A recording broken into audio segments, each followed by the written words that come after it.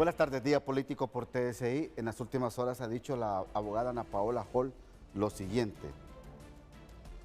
Afirmó que permanecerá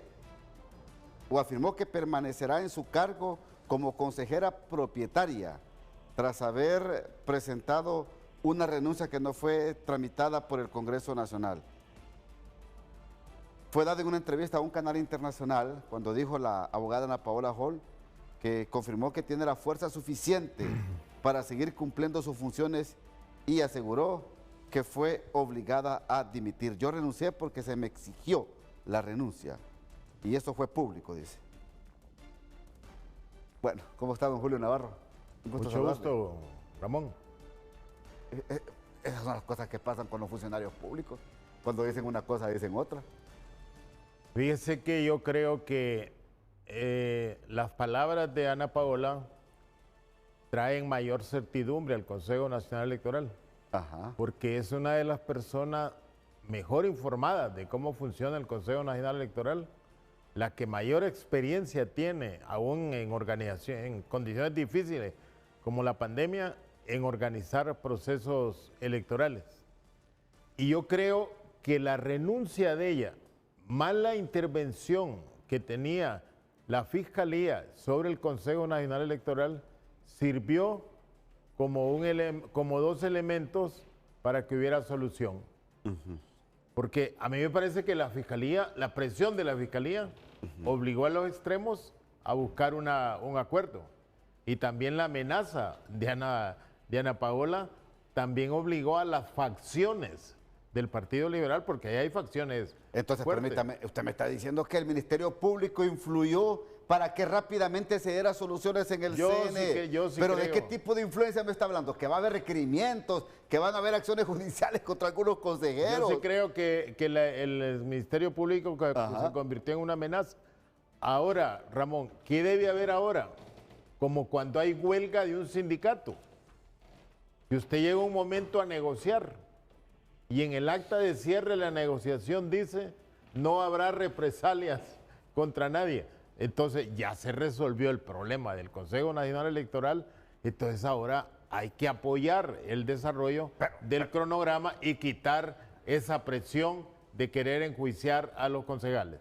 Pero si sigue el Ministerio Público bajo esa misma dirección de que esté metiendo sus agentes de la ATIC, sus fiscales ahí, para presionar, como dice usted que se presionó en el CNE, ¿qué le puede esperar a otras instituciones entonces? Claro, no debía de ser. Y eso también, mire, la presencia de agentes en el Consejo trae inestabilidad en los operadores, en los trabajadores de cuadros intermedios y operativos, en desarrollar una gran cantidad de actividades que terminan aquí con la entrega de la maleta electoral. Ahora, nunca se sometió al Pleno Legislativo la renuncia de la señora Ana Paola Hall. Y yo creo que nunca lo van a someter. ¿O usted cree que sí? A mí me parece que lo correcto, tal vez esté equivocado, es que ella debería retirar la renuncia para que ya no exista ninguna duda, por una parte. Pero lo otro que yo no le encuentro una lógica es el hecho de que alguien ponga su renuncia porque le están presionando. Cuando esta es una institución, lo dice la Constitución de la República, que los magistrados o los consejeros ahora y el organismo en sí es independiente, autónoma, sin subordinación a ninguno de los poderes del Estado. Entonces, lo que hubiese hecho es denunciar a quienes estaban presionando. Y esos debieron haber sido los sancionados y no poner ella su renuncia. Tal vez esté equivocado, pero desde mi punto de vista eso es lo más lógico. Ella fue electa con mayoría calificada y por un periodo de 5 años. ¿Y cómo es que alguien va a presionarla para que renuncie? El que comete el delito es el que está presionando, porque la misma ley establece que todo aquel que haga una acción para obstruir el desarrollo del cronograma electoral debe ser sancionado con una pena de 4 a 6 años de cárcel. Entonces hay que seguir instrumentalizando al Ministerio Público para presionar en las instituciones. Claro, no es lo correcto. Bueno. Correcto. Bueno, dejemos aquí esto. Transmisión de resultados electorales preliminares. todo está establecido para aplicarse el 30 de noviembre. Comienzo con usted, ¿cómo lo ve? Sí, no, me parece que ya el principal, uno de los problemas ya está solucionado. Viene la segunda parte, la contratación de la selección de la empresa que va a realizar la transmisión. Parece ser que no ha habido suficientes ofertas y entonces ahí está como dijéramos, un obstáculo para el cual no se pueda tomar una decisión. Y parece ser que esta Smartmatic, que es la única que ha hecho, entiendo, su oferta, tiene algunos antecedentes que la descalifican para poder ser contratada. Sin embargo, habría que esperar si hay otras ofertas, no sé. Y lo que sí pienso, y es mi opinión, que aunque sea más cara, que no sea la cantidad que se va a pagar lo que determine, sino la calidad de la empresa, sus antecedentes y la confianza que puede existir en una empresa de esa naturaleza. Ramón, ya la ejecución del cronograma electoral no aguanta otra controversia que dure como la que hemos pasado. Entonces yo creo que deben de trabajar en función de eso los concejales y los especialistas administrativos y jurídicos que hay ahí para seguir puntualmente lo que define la ley de contratación del Estado, en hacer muy bien la valoración técnica que presenta cada una de las empresas y la valoración financiera que también presentan esas empresas para saber si entre unas y otras son competitivas o algunas el precio les puede dar una ventaja comparativa que también en algún momento puede aparecer de dudosa presentación. Entonces yo creo que eso se debe hacer en el diálogo permanente que debe mantener el Consejo. No necesariamente llevarlo todo al Pleno, sino que llegar al Pleno cuando ya se tienen acuerdos antes. Porque las sensibilidades que hay ahora, después de lo que ha pasado, son mayores. Y yo creo que eso debemos de buscar el mecanismo de que desaparezca dentro de la población hondureña dudas sobre el desarrollo del cronograma. Sin descalificar a ninguna empresa, porque aquí no estamos para Claro, yo creo que no, estamos en un país de que respeta la libre empresa. La informática montada para la transmisión de resultados electorales de la empresa que gane debe de ser de mucha confianza, de mucha certeza, de mucha seguridad, doctor. Claro, eso es lo ideal, pero yo le agregaría algo que no se ha mencionado. Mira, Matute, yo he estado en toda América Latina, en todos los procesos, en más de 100 procesos electorales, y en la mayoría, la gran mayoría o casi todos los países tienen su propio equipo, tienen su propia metodología, sus propios técnicos, sus propios aparatos o máquinas o computadoras, todo lo que necesiten. No andan contratando empresas. Pero ahí el factor que lo determina es que no existe tanta desconfianza como aquí, que hemos llegado al extremo, a desconfiar de todo, hasta de la forma de caminar. Creo que ese es el mayor problema nuestro, que no confiamos en el organismo ni en los consejeros y siempre estamos pensando en el fraude.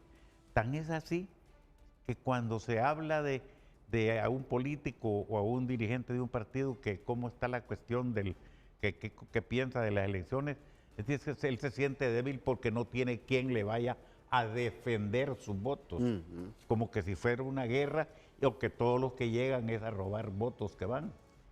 Entonces a nosotros nos falta mucho, mucho que avanzar en la formación democrática, educativa y sobre todo en la ética. Es que cuando aparecen locos diciendo, perdóname la expresión, amigo televidente, pero cuando aparecen locos de la política diciendo disparates, porque no se le puede llamar otra cosa, que trastocan un cronograma electoral o que trastocan un camino a elecciones, principalmente estas que vienen, que son generales, porque Julio, doctor, vamos a escoger las próximas autoridades del país en todos los niveles electivos. Claro. Pero cuando aparecen este tipo de cosas, qué bueno que existe el diálogo, qué bueno que existe el consenso, que existe la sensatez y la madurez para frenar estas intenciones y que exista certidumbre en el proceso electoral, Julio, que eso es lo que queremos todos. Exactamente, y ese es el trabajo que me parece a mí hay que hacer en la población hondureña y en esto tienen mucha responsabilidad los dirigentes de los partidos políticos, porque ellos también transmiten diariamente desconfianza y eso contamina a los que representan a esos partidos en el Consejo Nacional Electoral. Como dice Augusto, la transmisión en Honduras todavía sigue siendo un misterio. Cuando en países de América del Sur hay varios mecanismos. Sí. Hay lugares que usted transmite por WhatsApp, hay otros que por internet, otros por hablado, por etcétera. teléfono. Y no hay desconfianza. Fíjate, Ramón, que aquí los técnicos del Consejo Nacional Electoral hicieron 2 softwares para transmitir con el biométrico. O sea, con el biométrico los datos. ¿Eso cuánto se gastaba? Como 25 millones de lempiras y no los 400 millones que se le va a entregar a una compañía para que transmita los datos que son preliminares de los datos del día de la elección, porque después del escrutinio con las actas físicas que debe desarrollarse. Yo creo que esta debía ser la última vez que cargamos de dudas, de temores, de incertidumbre y de creencias, que es en el Consejo Nacional de Elecciones donde se ganan las elecciones. En las próximas elecciones, inmediatamente de que terminemos este proceso, debía de comenzarse, mire, sin la inmediatez necesaria, realmente a reelaborar una ley electoral que deje las cosas muy precisas. Permítame, Edgardo, un minuto antes de irme a la pausa. Vea, en Honduras ya hemos realizado elecciones sin TREP. Cuando compitió Mel Zelaya con Pepe Lobo, que ganó las elecciones, son las elecciones del 2005, no hubo TREP. ¿Sabes cómo hicimos? Yo estaba ya en el tribunal. Obtuvimos la ayuda de unos 50 o 100 cadetes de la Academia Militar y con ellos hicimos un muestreo que le llaman WICAM, pero yo le llamo muestreo. A las 10 de la noche ya teníamos información suficiente como para indicar, porque ese es el propósito del TREP, para indicar, para dar a conocer cuáles son las tendencias, con cuánto, de qué porcentaje se ha contabilizado o cuánto falta, y ya sabiendo que esos son datos preliminares como lo dice la ley. Y no hubo TREP y no hubo mayores. 2005, ¿verdad? 2005. Jesús Mejía dice que es el peor fraude que ha habido electoral en Honduras. Así dijo Jesús Mejía. Sí, Jesús. Se queda chiquito. Ya los puse a pensar a ustedes. Vamos a la pausa. Después Se queda seguimos platicando pequeño el día político. 2017. Aquí lo importante con la TREP es que se va a subir todo desde las juntas receptoras de votos, todas las actas, tengan o no tengan alguna inconsistencia, sin embargo no todas van a ser cuantificadas, sino que su divulgación va a depender después de la revisión que se haga de tanto observadores, los 5 partidos políticos, quienes van a estar ahí, luego el visto bueno de los consejeros. Julio. Ramón, los temores que hay aquí dentro de los dirigentes de los 3 partidos políticos fundamentalmente es que con los primeros datos que transmite el TREP vaya un partido a declararse ganador y que comience a manifestarse públicamente de que ganó las elecciones y que los que consideren que van perdiendo las elecciones se retiren de los centros electorales, como ha pasado siempre. Por eso es que la mayoría de los perjudicados en todo esto han sido la papeleta de diputados. Pero yo creo que cada partido debe de capacitar a la mejor gente que tiene para mandarla a las juntas receptoras de votos y que no quepa la posibilidad de que ellos al escuchar un dato puedan retirarse del trabajo que comenzaron a ejercer a partir de las 6 de la mañana. ¿Usted cree que es correcto que en el primer corte, creo que es el 20%, ¿verdad? 20%. De las actas. ¿Usted cree que es suficiente para que alguien se declare ganador? ¿O los partidos políticos también deben de madurar y pensar un poco antes de que después del primer corte digan ganó Sutano o ganó Mengano? Depende en gran parte de la diferencia. Cuando es contundente, generalmente no hay conflicto. Cuando los resultados son estrechos entre el ganador y el segundo lugar, entonces sí hay dudas y hay impugnaciones y un montón de cosas. pero generalmente, y eso se da siempre en cualquier proceso electoral y en cualquier país, si es contundente la victoria y la diferencia es considerable, la problemática casi no existe. Doctor, de aquí al 30 de noviembre habrá chances para nuevas locuras. Cuando digo nuevas locuras es de quien se le ocurra entorpecer el cronograma electoral. Julio solo se ríe, mire, porque sabe a qué se refiere. Es que eso puede suceder todos los días. Eso puede suceder todos los días. Lo que sucede es que depende de la magnitud y de quién lo hace, por supuesto. Ramón, yo espero que no.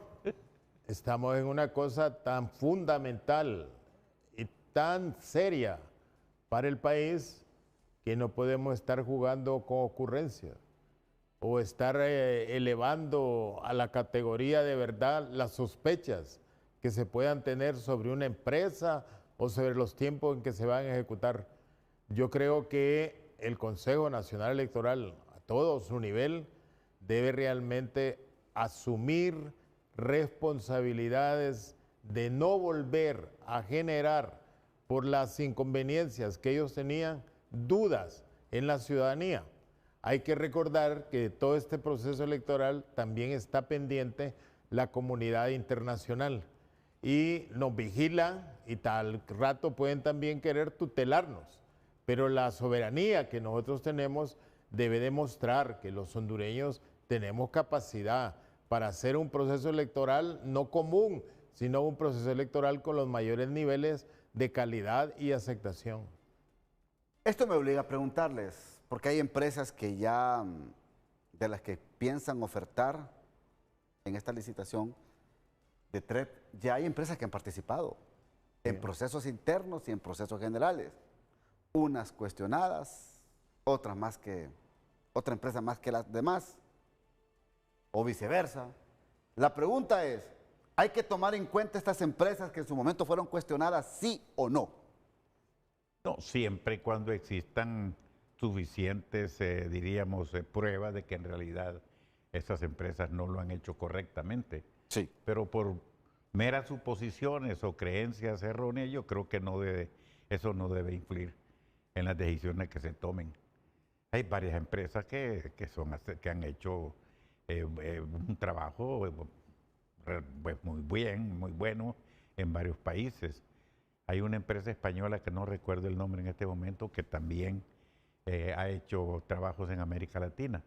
Pero ahora no hay muchas empresas que estén ofreciendo sus servicios. Porque no hay trabajo de Porque eso. no hay, exactamente, porque ya todos los organismos electorales de América Latina tienen su propio equipo y su propia tecnología.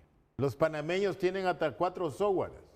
¿Cuál aplicamos para la papeleta de diputados, de alcalde y de presidente? Solo nosotros nos hemos quedado dándoles trabajo a esas empresas y llenándolas de dudas. Hay otro elemento, Ramón. Toda empresa que le recibieron la documentación de acuerdo a la convocatoria que hizo el Consejo Nacional Electoral tiene la obligación, de conformidad a la Ley de Contratación del Estado, de evaluarla en sus diferentes partes.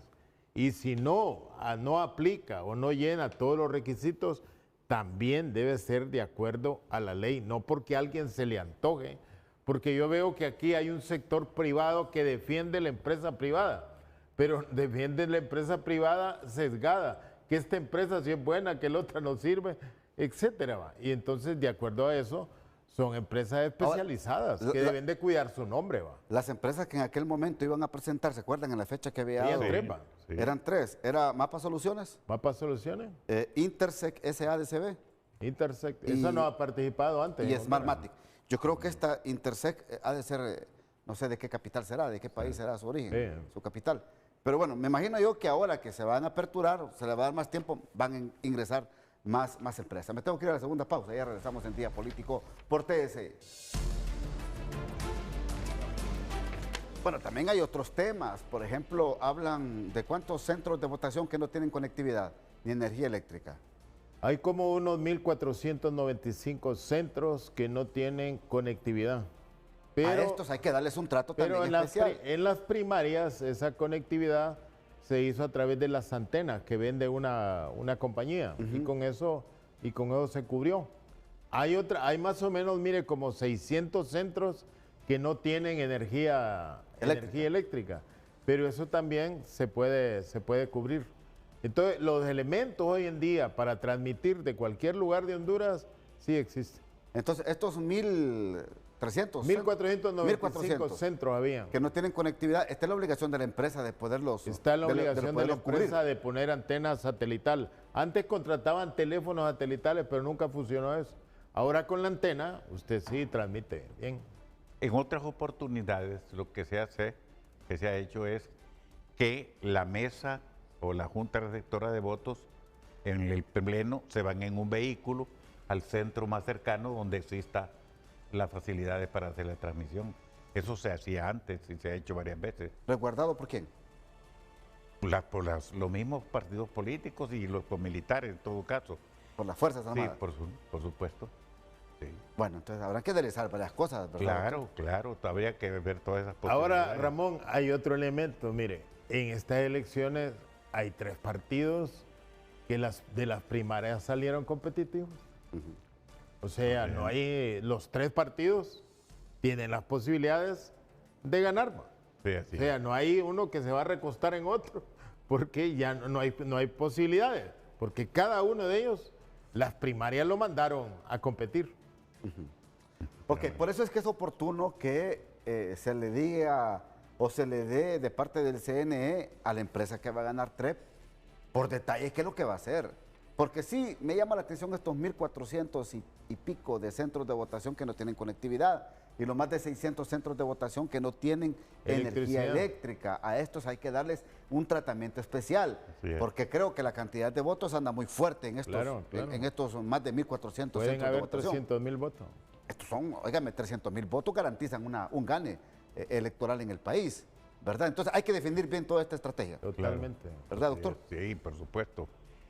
Y también tiene que hacerse pruebas. La empresa que gane tiene que hacer una simulación Los simulacros anterior para saber dónde funcionan y dónde hay problemas. sí, tienen que hacerse por lo menos 2 simulacros para comprobar o para estar seguro que el día de las elecciones no va a fallar. Señores, solo Honduras se ha quedado con TREP, con contratar empresas para manejar TREP.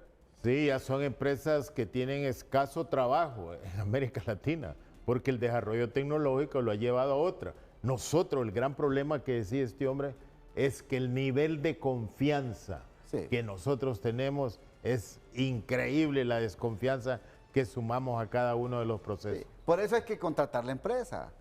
Por eso es que se recurre a contratar una empresa que sea parte de los partidos que pueden ganar un proceso electoral, para que en la mente de aquellos no haya una influencia que de repente puede favorecer con un dato electoral. Sí. Así es. Óigame, eso no es bueno. Ahora, sí es importante en el país, amigo televidente, entender esta tarde que todo lo que ha pasado en el CNE, en el Congreso Nacional, crea certidumbre. Efectivamente. Crea certidumbre a este camino eleccionario el 30 de noviembre.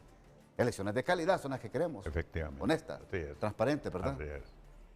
Sí, y falta también un buen trabajo. Precisamente la ley, estas cuestiones son a largo plazo. La ley contempla y se creó el Instituto de Formación Cívico-Electoral para empezar a capacitar a los cuadros, a los jóvenes, con suficiente anticipación, no solo para las elecciones, sino que tiene que ser una actividad permanente, para que aprendamos a tener confianza en nosotros mismos. En eso coincido con nuestro gran amigo, el ingeniero Carlos Flores. Él ha insistido siempre que por qué nosotros tenemos que recurrir a otros países o a otras instituciones para que nos vengan a resolver nuestros asuntos. Julio. Ramón, hay un elemento, vea. Esta vez los 5 representantes de la Junta Receptora de Votos, uno va a ser de cada uno de los partidos, porque solo hay 5 partidos inscritos. En la vez pasada había que dividir 18,000 representantes 14. En 11 partidos. Sí. Esta vez el PINU tiene que acreditar a 38,000 representantes. La DC, 38,000 representantes. Que ese es otro elemento que genera dudas. ¿Quién los manda por ellos? Y que no vayan a venir esos partidos ahora después, con 3,500 votos en las generales y acreditando 38,000 delegados a la Junta Receptora de Votos. Esa también es parte de la transparencia.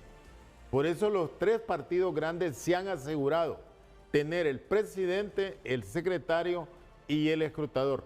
O sea, la gran responsabilidad de la Junta Receptora de Votos es de los partidos políticos, que ya, como decimos, no debía de ser. Los partidos no deberían de estar en la Junta Receptora de Votos. Señores, hemos terminado el programa. Gracias, don Julio. Gracias, doctor. A la orden. Mucho gusto. Elecciones, ¿verdad? Claro. Elecciones creíbles y fuertes. Y de calidad. Que pasen todos una feliz noche.